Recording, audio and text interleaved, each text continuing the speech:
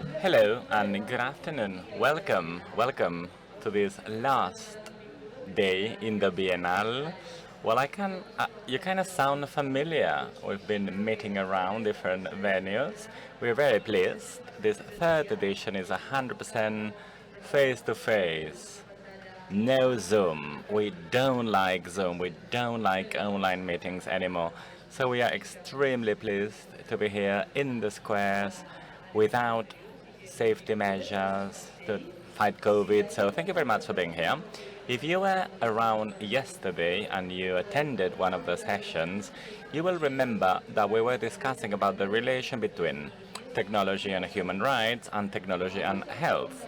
And today we will be discussing about the relationship between technology, love, and care. And we'll be asking ourselves several questions.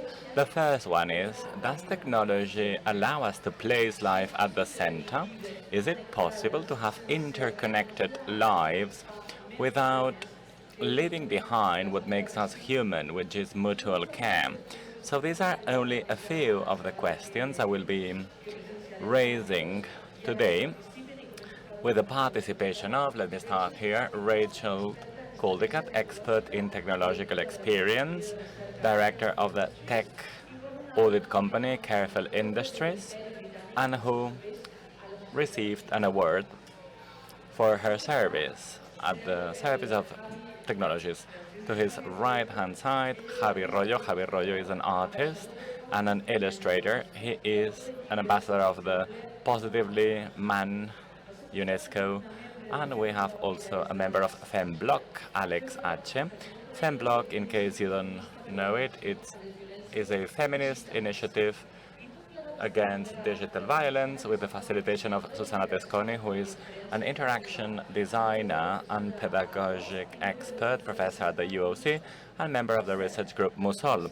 By the way, the conversation is going to take place in Spanish and in Catalan. If you need, we have a simultaneous translation service, and you can grab your translation device.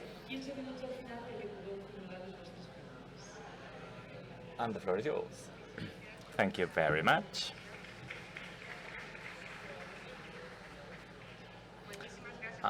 So thank you very much for the presentation, and thank you very much for being here to all of you.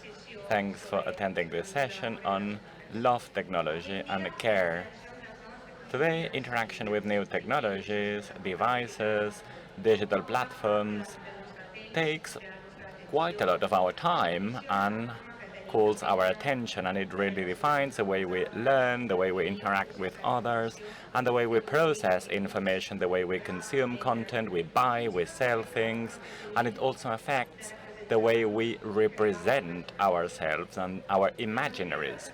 The majority of digital environments are extremely market-oriented, and every click we do produces economic profit for a few companies. So today it's very difficult to talk about digital spaces as a care forum, or to find specific examples where to, let's say, fine-tune with a regard which is more focused on life and not so much on capitalism and profit.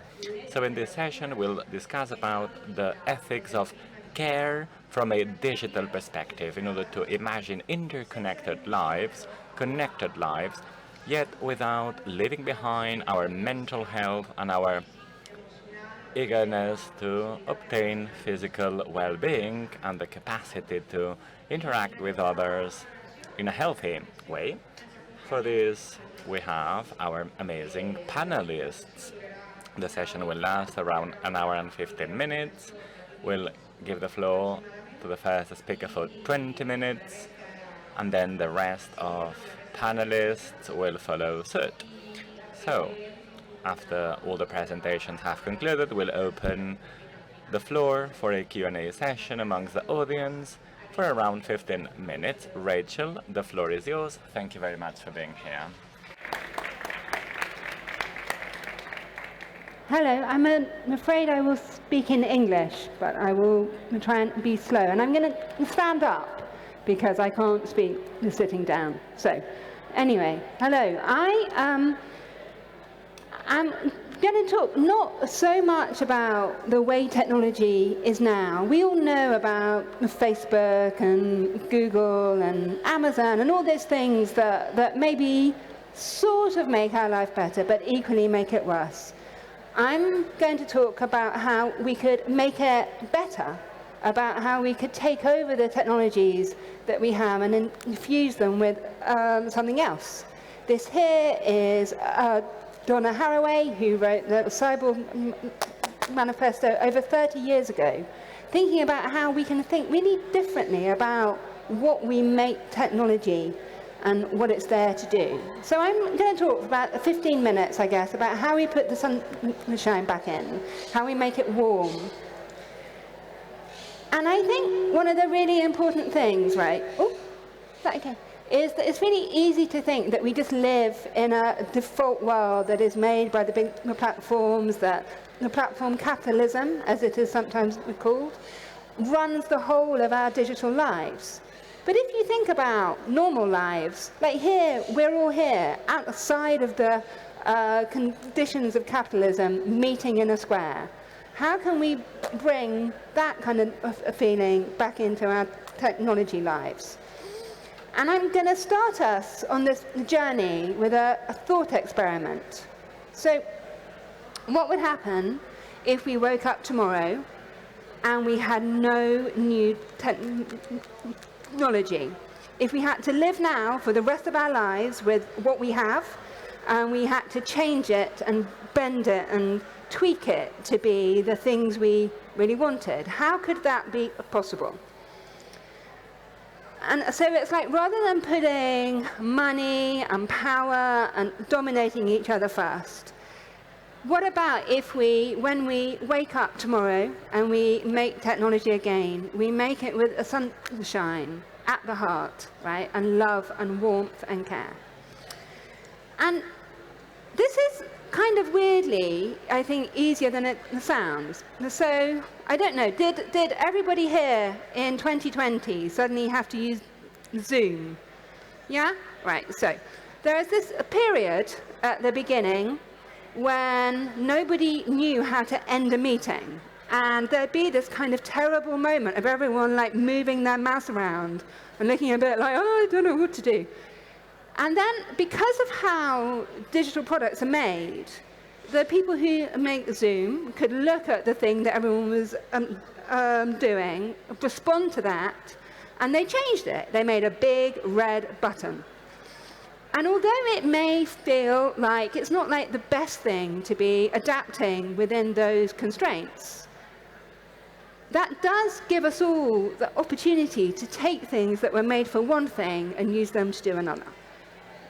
So, everything I'm going to talk about now is about how maybe a technology that was used for either a business purpose or for warfare or for something just like basically really boring can be repurposed to bring us nearer to each other. So, this here is a dog called Millie, who in January last year got lost. So Millie wandered out into the sea on her own, and her owners were very worried. They called search and rescue, who did an interesting thing. They bought a drone, like a little commercial drone, and they attached a sausage to the bottom of the drone, and they flew it out into the sea until the dog started barking. So they found the dog, and then they brought her home, which is like a lovely, heartwarming thing, right? Except drones were made to do a completely different thing. This here is a recreation of the first ever unmanned aerial bomb attack in Venice in 1890. The drones were made to drop bombs, right? And a lot of the time, a lot of the place where the money and the time is spent is working out how to make technology to kill each other. And actually, that doesn't have to be the case. And particularly if we're here and we're taking things over, we can turn them into something else. And so it's like, what if very traditional forms of R&D and innovation, if they are like about asserting power, what if reusing and adapting is a form of resistance, a form of protest? And I think everybody will have seen over nearly the last year and 9 months the extraordinary things that have happened on the front line in Ukraine, where people are taking technologies like this TikTok, which many people believe to be a very trivial, not important thing, and they're using them to do things like tell people how to decommission the tanks, right? Something that was made for one thing being used for another. And we all did loads of this in 2020 and 2021. We did our yoga classes, our government meetings, we had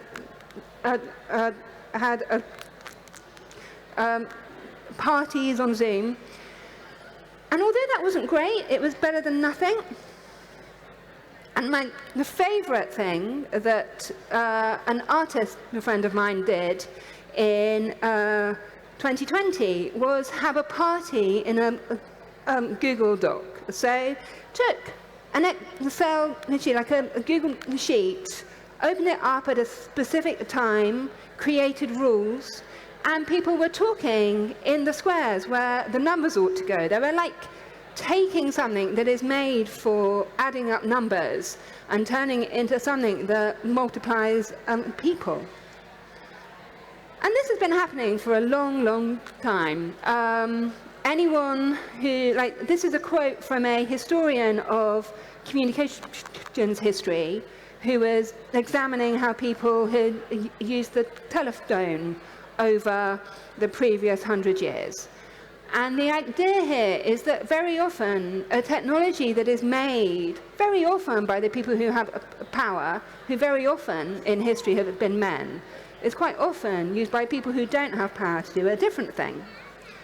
So this here, I think this is about 1870. This is Alexander Graham Bell with a bunch of people who owned the telegram infrastructure in North America, and he is showing them the phone. He's showing them what the opportunities are with telephones. And they really imagined that the telephone was a machine for economic rationality, a machine for business. And when it was rolled out to neighborhoods, it was mostly rolled out to white, wealthy suburbs. The idea was that women would use the phone to organize the jobs. They would call the plumber and the butcher, and they would sort out their husbands' affairs. But what nobody imagined is they would actually be ringing each other up in the afternoon and talking to each other and filling up the lines.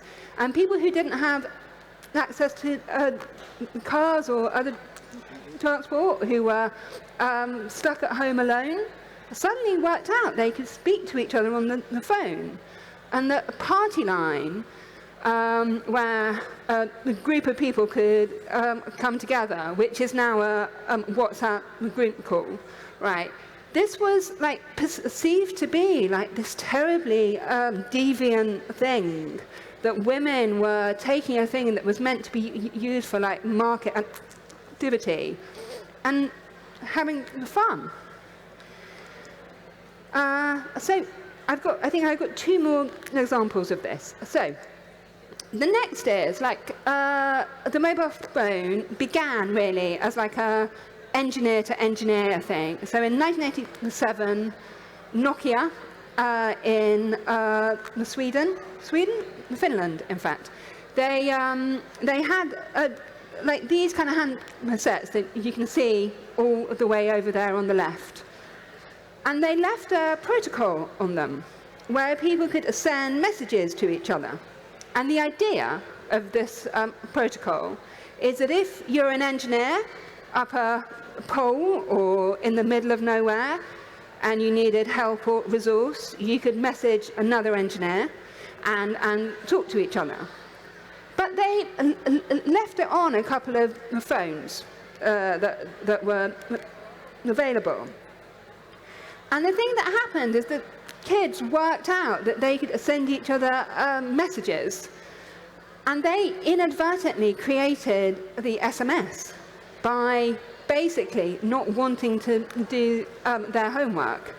And this is like a kind of very honourable tradition that carries on now. I don't know if anyone here either does their homework in Google Docs or has the kids who do that. There's a huge phenomenon now where children are like talking to each other in the comments of Google Docs while it looks like they're doing their homework, but really they're mucking around. And although none of these things maybe seem very productive, I think it shows that kind of the desire for warmth will find a way. We will always get near to each other. And again, something that seems, I think, a lot of the time very trivial is the way that people can personalize and change their avatars and their appearance in video games. They're kind of hacking a system that exists to do something else. And I don't know if anyone here has played Wordle. Wordle, yeah. And so it's like one of the things about Wordle, I think, that's been really interesting is it's not just a puzzle you do at home on your own. There was that period earlier this year when we were all mostly at home where we were telling each other how we'd done. We were sharing our results, those little graphics that don't mean anything at all on their own, but they're like a way of reaching out. And this has always been the case. So this here is a diagram of ARPANET, which was the origin of the internet. It was created for military purposes in the 60s. But that technology that was made to do that one thing has been turned into millions of others. And I think it can feel really easy to think that we're stuck where we are in this world where Facebook is encouraging us to have polarized opinions, where we're, I don't know, kind of captive in the platforms. But actually, there's a whole load of opportunities. I'm just going to carry on and skip that. So the idea that all these things that maybe began as machines for economic rationality, for ways to make it easier to kill each other, to do all these are things that actually are not the best things we're here to do. They can be turned into something else. They can be turned into machines for love and laughter and warmth and crying, you know. And that I think there is an opportunity. Think about Millie, the dog, to take over technologies and occupy them with love and do something else. And I think if we don't, then what's the option to live our lives in the world that has been made by a small number of billionaires in Silicon Valley? We can take it over. Thank you very much.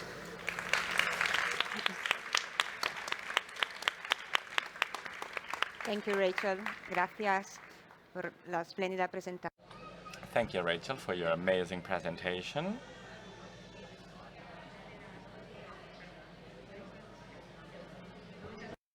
Thank you very much, Rachel, for the presentation. It was amazing. Now we're going to hand it over to Javirroyo, who's an illustrator and an artist, as well as the creator of the project AMOR. The aim of Javi's presentation is to have a first-hand experience of a care space in the digital world, with all its complexity. Thank you very much, Javi, and the floor is yours. Hello, I'm a writer, I'm an illustrator, rather, and when I was invited to attend this session, I told the organizers that I needed to explain the project visually. Let me tell you, I'm going to speak in plural, so I'm going to say us, we, because there's many of us involved in the project. There was an expert in project management, also a sociologist, programmers, developers, digital marketing experts, etc. And the aim of the project was to promote a collection of NFTs in the Web3, in the blockchain domain related to mental health. I come from a neighborhood in Zaragoza which is extremely working class, and I've always believed that demonstrations in the 80s, for example, to protest against pollution in the neighborhoods were somehow, well, I'm an illustrator, I'm interested in technology, I'm interested in collective gatherings, and I like NFTs, so I'm a weird person. All these images here date back from the 80s.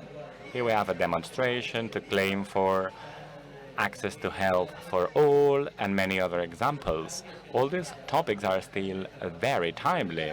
Not to speak about this demonstration to protest against war, or to say, listen, all these war tanks, we don't want them in our neighborhoods. Why are you parking the tanks in our neighborhoods? And why am I telling you all this story? Well, because this has to do with my job. I believe that our work has to be related with social struggles and the economy of care. Here you have a collection of NFTs entitled Speaking Heads. This dates from before AMOR Heads.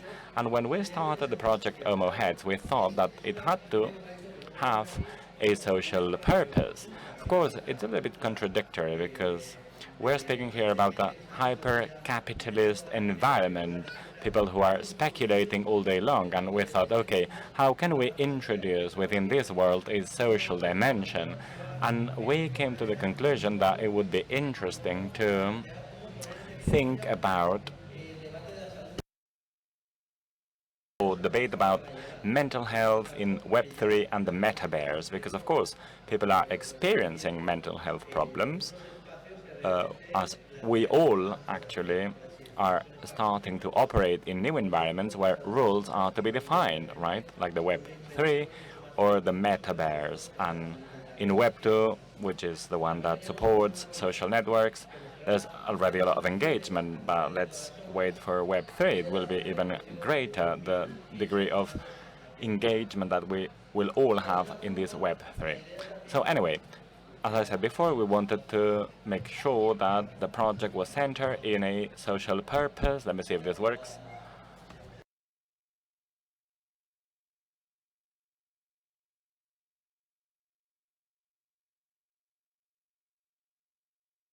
The image is frozen, my dear friends. Can somebody help me?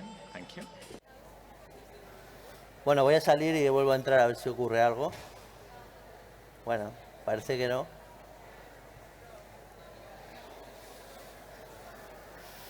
Video. Sí. Let me see if this works.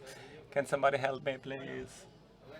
Well, it doesn't matter. I'm gonna explain the video. So the aim of the collection, as I was telling you before, was to underline the importance of mental health in Web3. Oh, now this is disconnected. Thank you, my dear. So again, let me start again. We wanted to make the world and the metaverse more human and introduce emotions in Web3, raising awareness about the importance of mental health and mental health problems related to the use of technology, and also discussing about what Rachel told us before about how we can put technology at our service. How can it help us live better, have a better life? So we use this wheel, this Rodeo Wilco's wheel on emotions, and we started drawing up things, combining different emotions, hate, fear, surprise, and many other emotions, and we combined them all. It was like a melting pot of emotions. It's like if we had a Mr. Potato with different emotions, not neat emotions, but rather intermingled emotions. And this is what the art project is about. Let me show you the clip.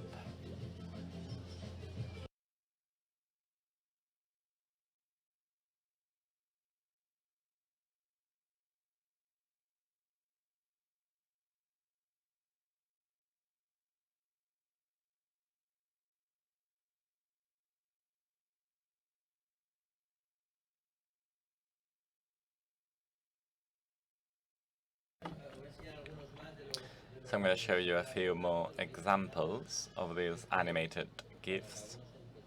Well, some of them are perhaps a little bit more hardcore. They're all related to emotions. As I said before, these ones perhaps are more neat, or perhaps they represent more neat emotions, fear, brain exploding.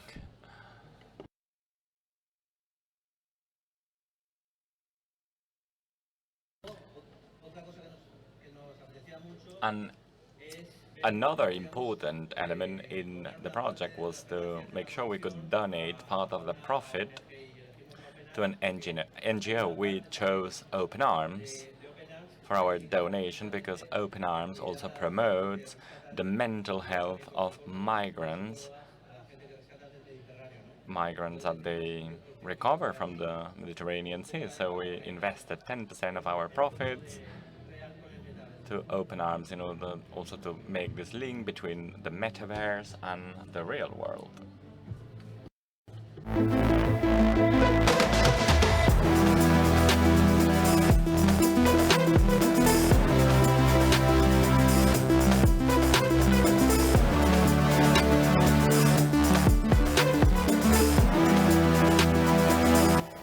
Bueno, eso es todo. Lo que viene a continuación.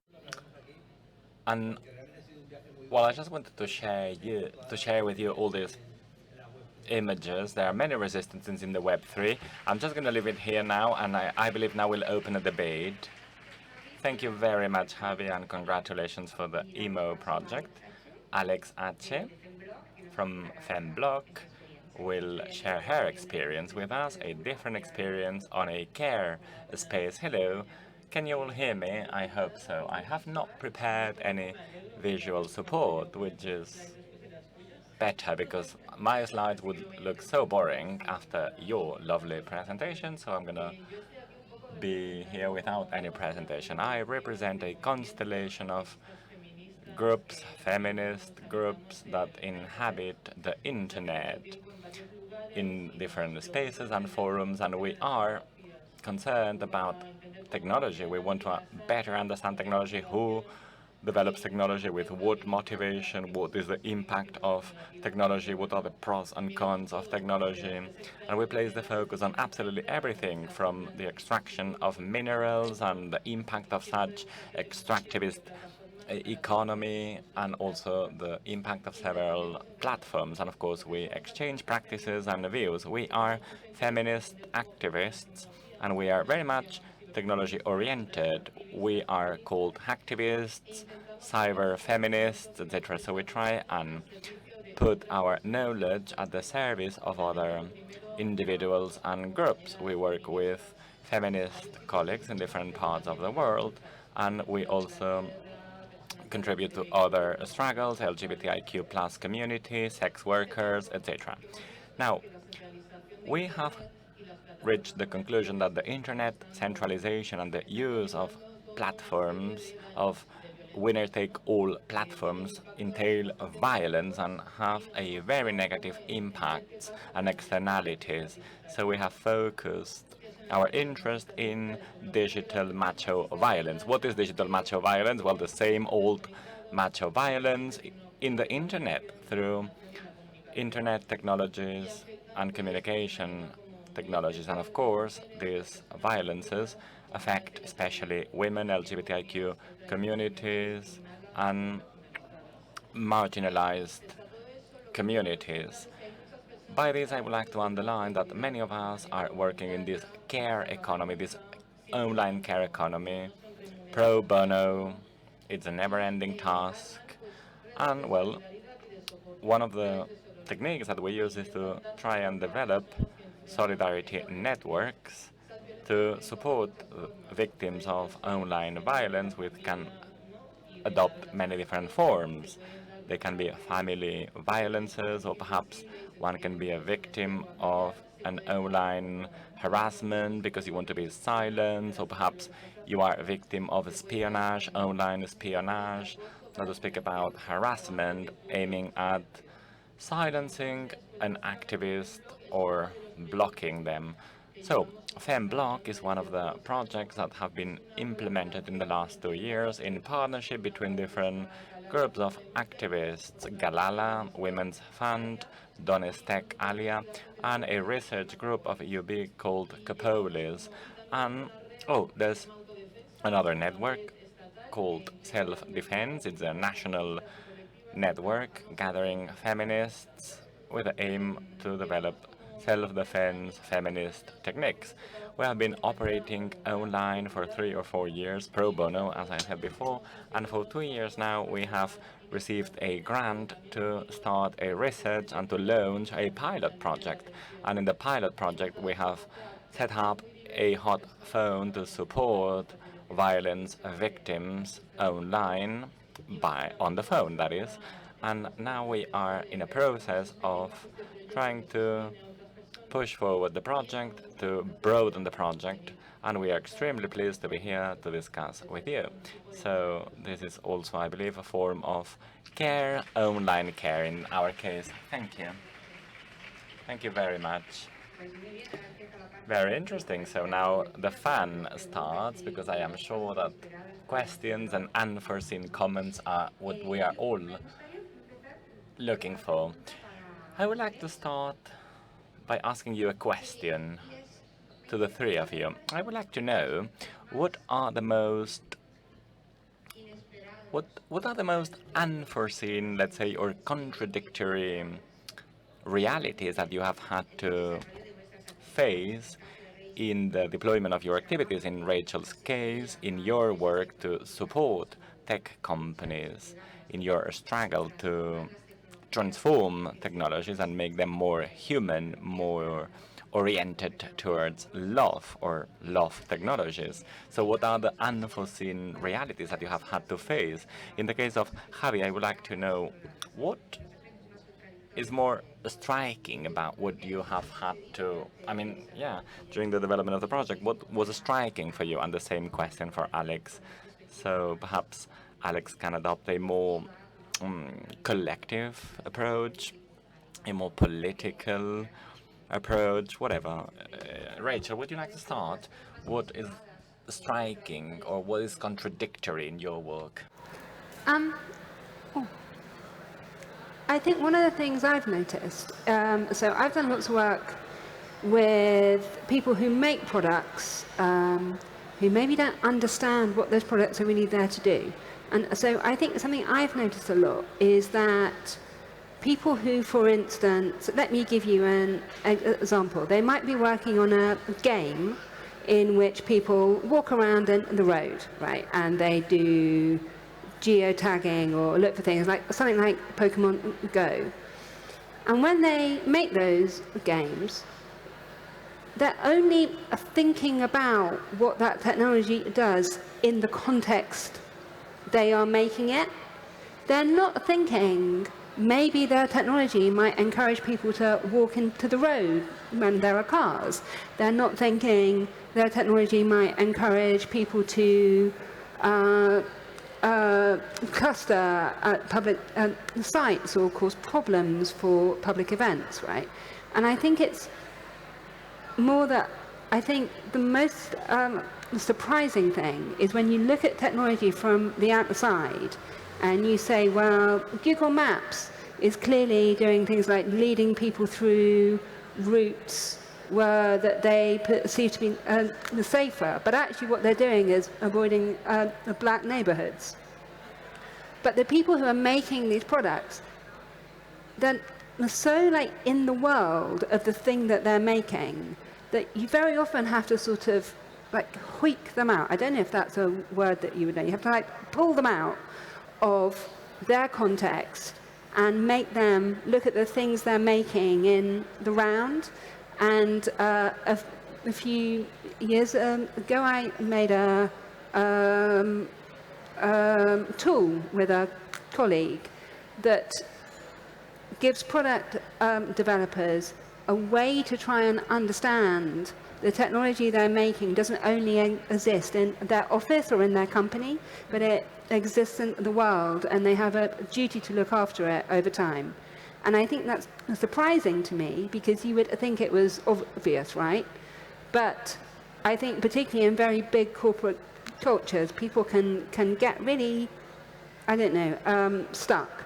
And so that has been something I've tried to kind of help change a little over the last few years. Thank you.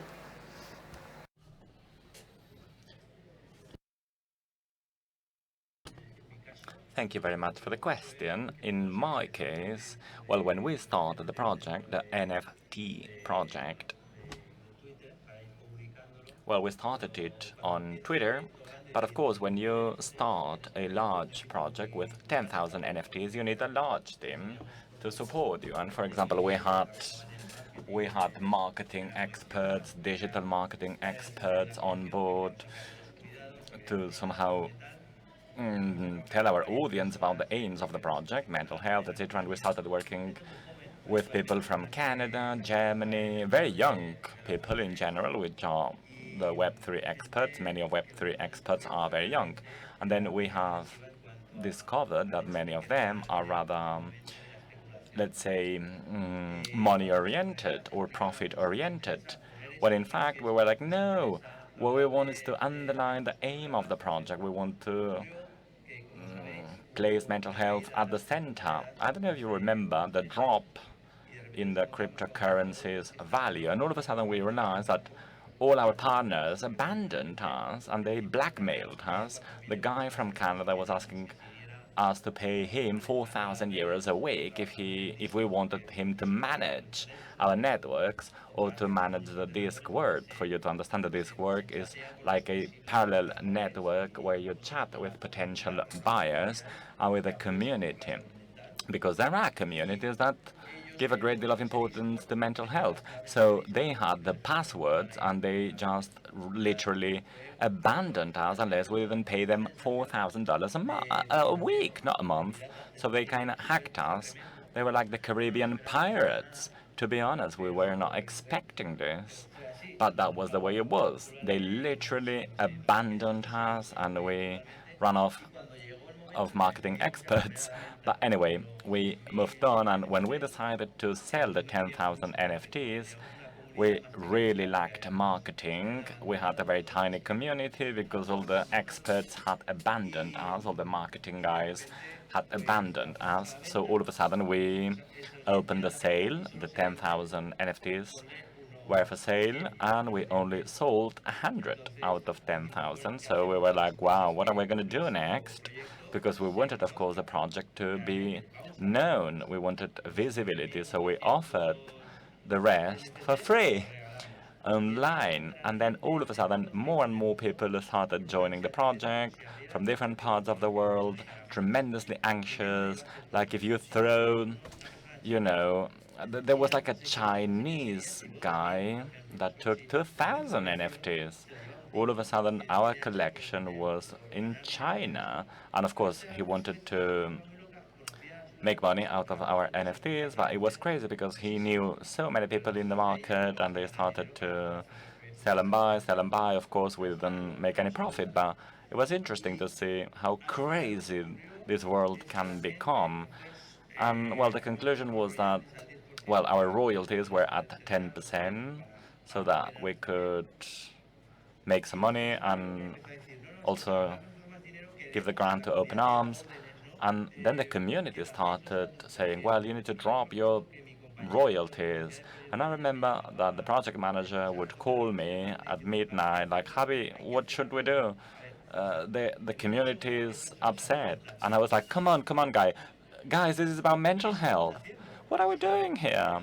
This is about mental health. Are we going nuts? So we said, let's close the Discord. And everyone was like, no! So it's like Rachel was telling us, right? No, we're not going to be hacked. We want to be the hackers. And that's what we did. And we're happy about what we did because we reached our aims and we underlined the importance of mental health, the problem of online mental health. Indeed, that's quite unexpected, being abandoned by the marketing expert. What about FemBloc? Well, my congratulations for subverting the NFT community. Well, in our case, you know, it's not possible to live without technology, but you cannot live without care either. So it's quite weird to live in a world in which you have to use technology. Sometimes you are forced, right? Because you are told at university that you have to use this application or that other application. And at the same time, realizing that there's a violence in the environment where you operate. And it's quite frustrating also that there are no public-funded initiatives to respond to this violence, especially in a country where there is a circuit to deal with macho violence. In some countries, there's not even such service. So I believe that communities, well, are forced to self-organize.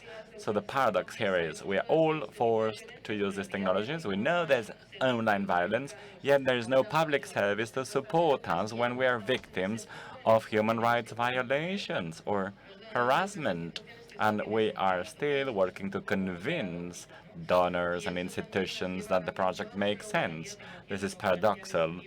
If possible, I would only use feminist open source technologies, but of course, it's not possible yet. First, you need to be acquainted with all these technologies in order to support mainstream technologies users, and this is hard. What about when it comes to emotional sustainability? In the AMOR project, do you find yourselves exhausted, frustrated sometimes? Because I am guessing it's not easy.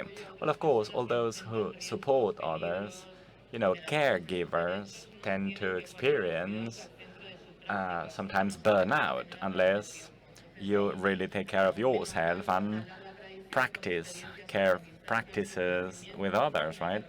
So it's nothing new. You just need to make sure that you care about yourself and you do not end up in a burnout situation. Sometimes when you work pro bono, you cannot pay for a, I don't know, psychologist or psychiatrist or to go on holidays. So we need to make sure we have feminist care practices at the center of our actions also, because otherwise it's for sure that we will end up burned out, totally burned out. Not to speak about the ubiquity of digital networks and the permanent interaction that it imposes. That does not make things easy. So let me move to the next point. Well, Rachel told us about occupying technology or hacking technology. How can we occupy technology? What added value is there in this, let's say, move to hack technology or occupy technology? What is the added value that art or humanities can bring on? And what is the role of activists, feminist activists in these dynamics of occupying technology? Would you like to start, Rachel? So I think there's something really interesting about very often we, so in the UK, for instance, the government very often goes on about how we need more people learning to code, we need more people with science backgrounds, all of those kinds of things. But the history of the internet tells us that actually there have always been people who, because of their passions, because of their interests, they've learnt how to do things, and they have kind of taken over technologies in different ways. So if we go all the way back to the 1990s, LiveJournal was an amazing community of hundreds of thousands of people who were not only making the early internet by writing about their own experiences, but many of them were women, teenage girls. A fan fiction came out of this too. And I think it's really easy to think that you have to be a coder to be someone who can use technology to do different things. And I think as well, we see a lot of criticism of people in the creator economy or people who are influencers. They're perceived to be extractive.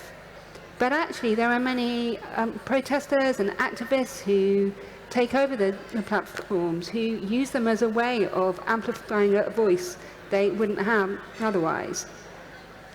And so there's actually a very long history of this that is now coming out in people making environmental protests on Minecraft, for instance, taking something that is meant to be about mining and turning it into a way of educating and protesting and changing the world we're in now.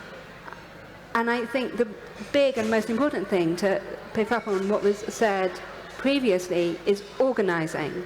You know, the opportunity the internet gives us is to have a voice and to reach more people. But if we don't have those marketing experts, if we don't have those people who can amplify us, that becomes really hard. And I think the thing I would really encourage everyone to do is to reach out to others who are doing the same kinds of work and form networks, because the internet is amazing at supporting that. Thank you. Gaby, ¿quieres seguir tú o...? Who would like to go next? Well, I do indeed use a lot the Instagram, for example. I have many followers on Instagram. I have worked with Kalala. I think it was last year. I worked with Kalala, but also with UNICEF during the Girls' Day. It's like Rachel says, the internet gives us the opportunity to open up the debate, to broaden the debate at many different levels, and thus having an impact somewhere, a social impact, but not in the digital world. The impact is grounded thanks to the use of the internet. And of course, debate is the base for change, right? Now we are working, for example, in a collection, in an NFT collection, only for open arms. It's called hacks. People hacking each other. And for example, I work for many organizations. I'm a community manager for many organizations, and I see amazing things online. Of course, I know it's very fragile to be dependent on a network like Instagram, which is absolutely profit-oriented, and it has nothing to do with my life philosophy or my ideology. Costification of women, normalization of violence, the ban on any suicide related content. It's a private network, so at any given moment you can be deleted because there's a guy taking decisions behind Instagram, right? But I agree with you. The internet is great for debating, and we can hack technologies. We can reproduce useful technologies for our purposes, and we can ground what happens in social media in real life. Do you believe, for example, that the way, working interdisciplinary, like in your case, you have had the contribution of sociologists, psychologists, etc. Do you believe that multidisciplinarity is important here? Do you believe that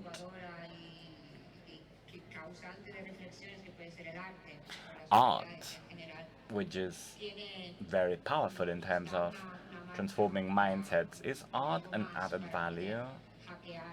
Is art, let's say, important also when it comes to occupying platforms and technologies? Yes, of course, and this is important. But you cannot focus everything on art, right? You need other professionals. We have a group of 50 humorists, graphic humorists, and we are putting together a weekly magazine, online magazine called, well, it's a group of people who week after week debate about everyday life events. We have around 3 million followers. There's 50 of us and we have 3 million followers. This is not bad. So we have our audience, we have certain scope, we have a certain reach. So I believe, indeed, art contributes a great deal. Being well organized in social media is yet difficult, and there's quite a lot of room to be explored. In the case of Web3, I believe Web3 is a very interesting field in which social elements can be explored. Of course, sometimes it's quite hard to operate in the Web3. It's like the jungle, but you know, let me descend. Let me descend. I believe that we have been occupying the internet. It's like if you have, I don't know, if you want to protest in a commercial mall, well, you can do it, but you can be kicked out. All these environments, these private environments, are not welcoming. We have no voice or vote in the governance of platforms, in the energy consumption, the entail, where the money goes, who designs the tools. So, of course, we have to be there, and we know we have to be there. And that's why our approach is to help those who are, let's say, damaged by these platforms. But I believe we need to imagine the internet and the www as a physical environment with friendly environments, because there are autonomous infrastructures. Perhaps they are tiny, but here in Catalonia we're quite well positioned. There are non-commercial internet suppliers. This is not the case everywhere in the world. There are websites and web suppliers who are open source and non-profit, with principles and feminist values. And for me, it's very important, as far as we can support this project and try and implement a different logics, a more like the ideology we use to support food sovereignty. Well, food sovereignty can be also applied to technology. We can have proximity internet suppliers with amazing women who support your website and who give you a support and with whom you can interact, and you can even close the channels and say, I don't want to obtain on-the-spot information. I believe we can reimagine our relationship with technologies and devices, and we're very well positioned here in Catalonia compared to other parts of the world because we have many free internet. Of course, we can spend time in Instagram, and it's important to occupy Instagram to hear about the enemy also from time to time, but let's spend our energy in building autonomy, citizen autonomy.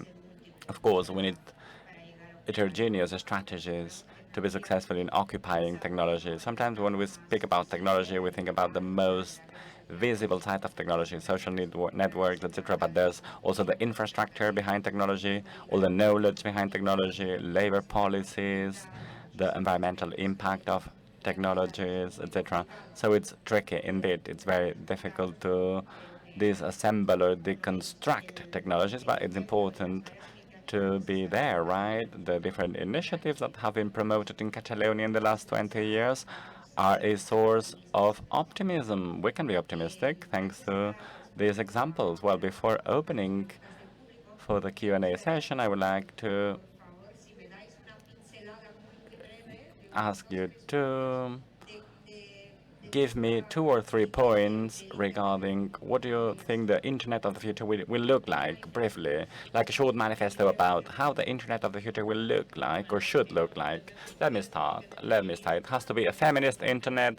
It has to be slower.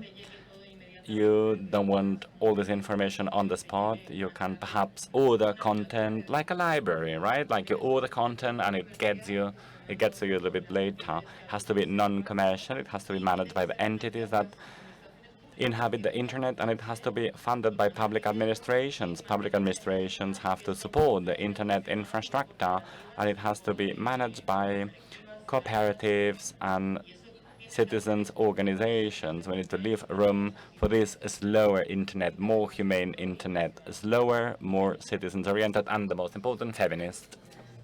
Javi, how about you? I totally support where you say 100% more democratic.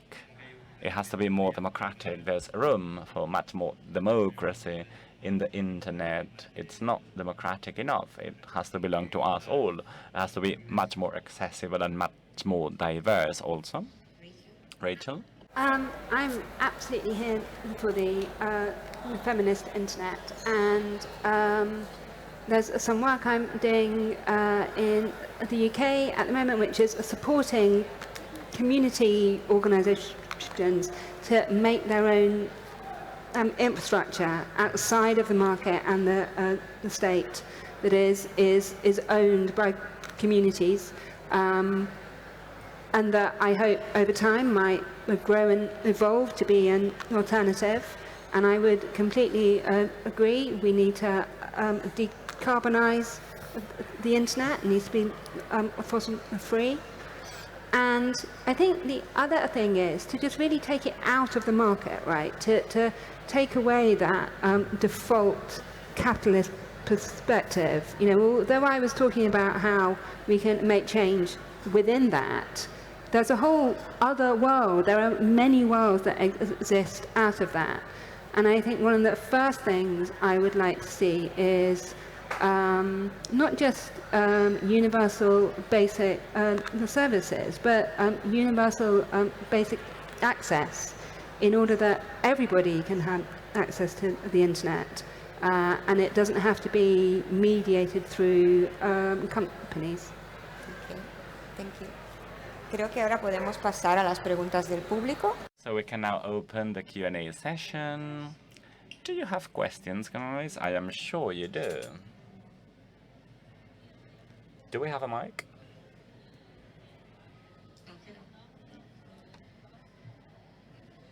Where is the mic? Oh, we've got two actually.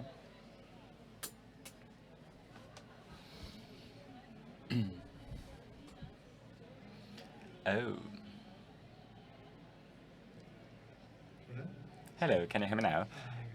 Thank you. It's been very interesting. Thanks for your views and perspectives regarding this common good to be discovered, the internet. There is a point which I really believe to be interesting, and it's interesting to analyze it all together, algorithms. As far as I know, algorithms are the living proof of a biased language that is being tested through algorithms, and this language is biased language, is marked by heteropatriarchal, let's say, biases. Have you come up with any reflection regarding algorithms and the patriarchal approach that they represent? Who would like to answer? Yes, certainly. And I think there's two components.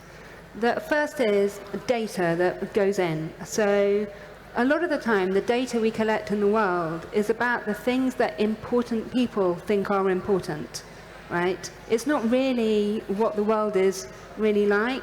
And I think, and so the materials that algorithms learn from don't really tell us about the whole of the world. They only tell us about a tiny part of it that some people think are important. And then the logic that algorithms impose, they very often tell you what people who work in technology companies think are important. Again, they're a very small slither of everybody in the world.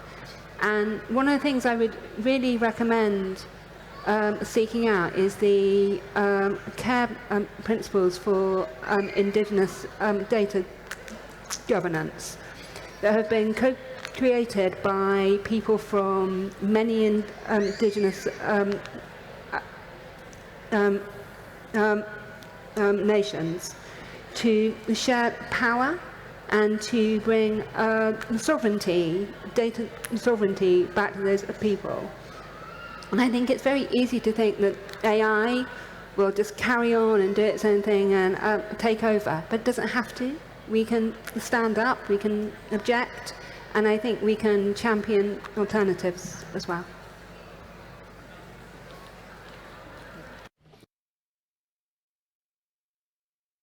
Would you like to add anything?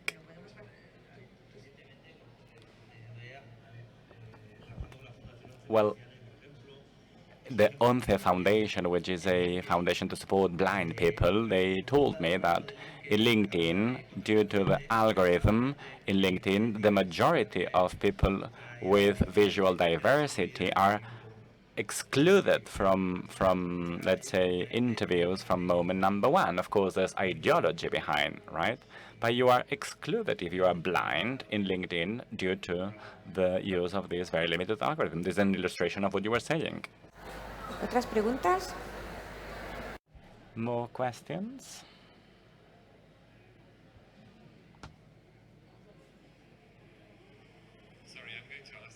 Question in English as well, because I'm afraid my Spanish isn't good enough. But I was wondering how you think you can put pressure on policymakers, decision makers, to influence the development of the internet, or influence the development of technology in the ways that you've described.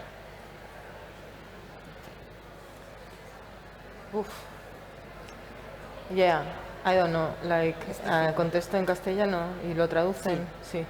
So I'm going to answer in Spanish, if you don't mind. I worked for the European Commission with digital policy makers and digital inclusion, and they have no clue about how technologies work.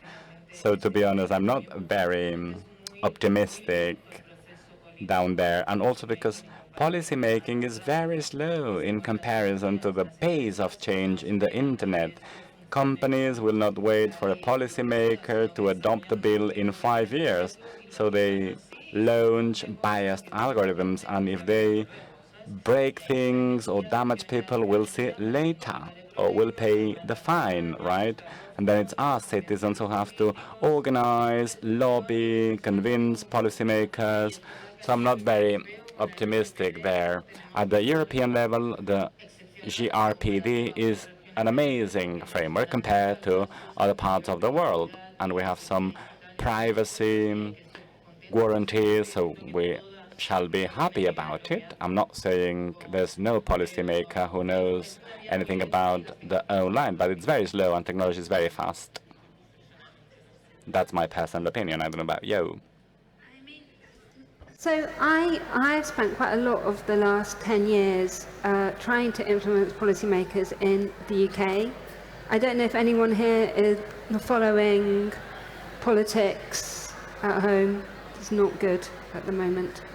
And I think one of the things that happens is that very often, I think, to your point, legislators want to look backwards and they want to make policies that work for things that have happened in the past. And what they need to do is they need to move that and instead legislate for things that haven't happened yet, which is, of course, very complex. He agrees. But I think, it's actually not about thinking about what technology might do. It's about talking very confidently about the kind of world we want to live in and modeling that positivity. Because technologies change constantly. Like 10 years ago, we didn't dream of NFTs, let alone voice-activated speakers. Things change quickly. And so really, it's not about being, I think, obsessed about technologies, but about being really clear on our values and what good looks like and what is important, and being able to say, this technology is bad because it causes inequality. One doesn't need to be technically literate to do that. One needs to be literate in the world, and I think that that's something policymakers could be braver about. Thank you. More questions? Yeah, there's another one here.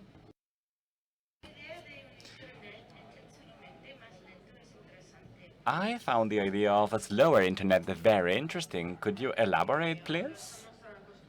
So we are very used to things happening on the spot, right away. This is not compulsory. For example, the internet was slower in the past, and this also entailed a lower energy consumption. Energy consumption in the internet is just tremendous, and it has a very deep environmental impact. So it's not immaterial, it has a very material impact. A slower internet would be an internet with less videos, with adapted colors. It's a matter of web design. Perhaps you do not necessarily need so much dynamic tools. There are resources that consume much less resources because it's not based on clicks. So there are several ways of having a slower internet. There are parts of the world where the internet is built based on more basic infrastructures, and then you just request a certain content and you have to wait a few seconds or minutes even before the information gets back to you.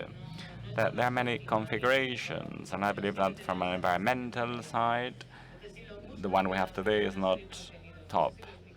I don't know if I was clear, but perhaps I could add something. There's another way of thinking about the use of the internet and the use of technology which is against immediateness, like focusing on similar tools, yet the internet cannot be a permanent chat. We need reflection forums with more time, etc. Perhaps it's not about answering on the spot, but rather having some time to think about what I'm being asked. And escaping the idea of chat-based internet would be interesting. It's a matter of philosophy of use. I believe we're experiencing a stage where we are absolutely addicted to the internet. We're very dependent, and we are at the top of the peak, let's say, at the peak of the wave, rather. So perhaps as human beings, we should doubt about immediacy. As humans, we cannot process all this amount of information, so this leads to depression, mental health problems, interaction problems, so it has to do with that also. In the collection, in the NFT collection, we changed a concept in Web3, which is FOMO, fear of missing out, right? The fear of missing out is, and we changed it by JOMO, joy of missing out.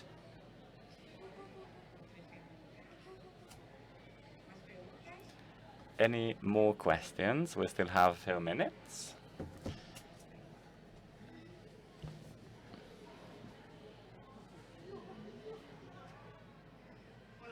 Hello, and thank you very much. Thank you very much for the debate. So here comes my comment. Perhaps you can share light regarding the Web3.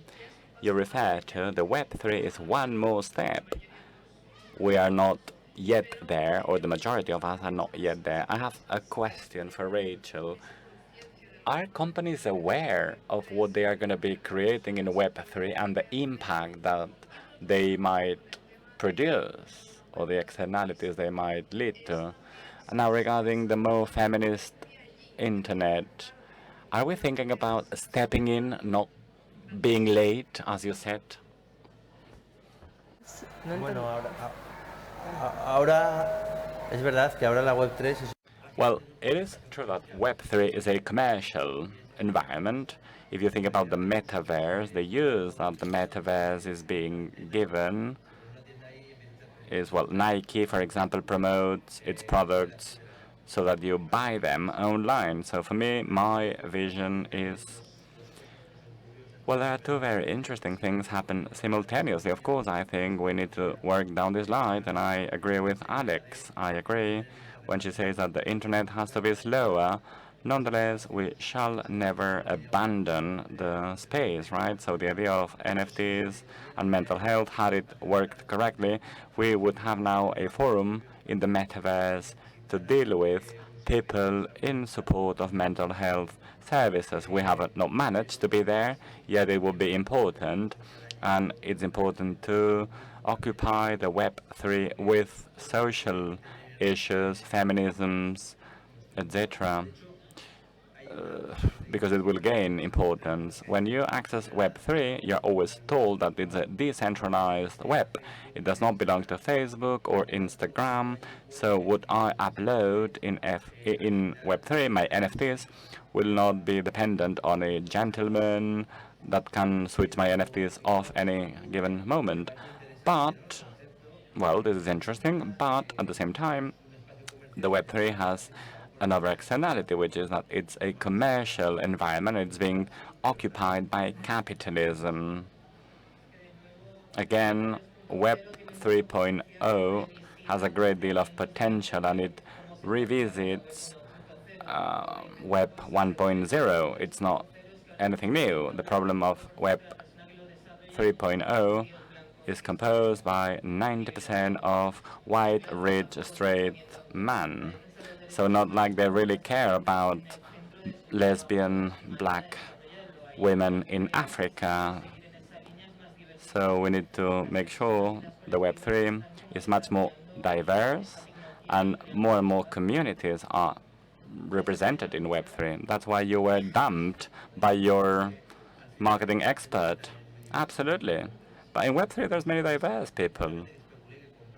People that speculate, buy and sell. Well, they might be in China, but there's many people from India, many people from Africa, Latin America, and they are not precisely... But what are they doing? No, they are participating in the commercial party, but there's a South community, so to speak. Perhaps we're not orienting the Web3 towards the right direction.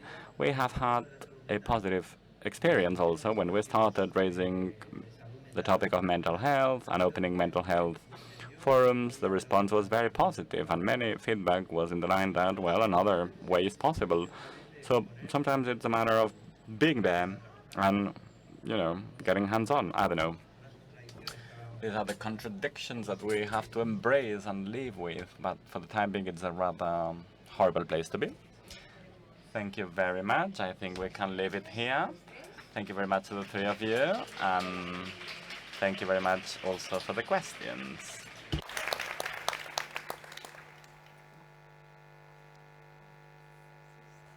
Moltes gràcies als... Ara som sent, sí.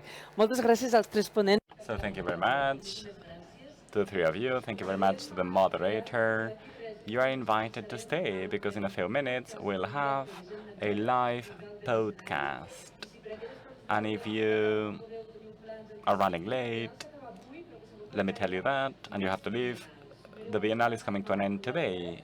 But there's another program called More Biennale, and next week there will be still some activities going on here and there, scattered around the city, so enjoy them.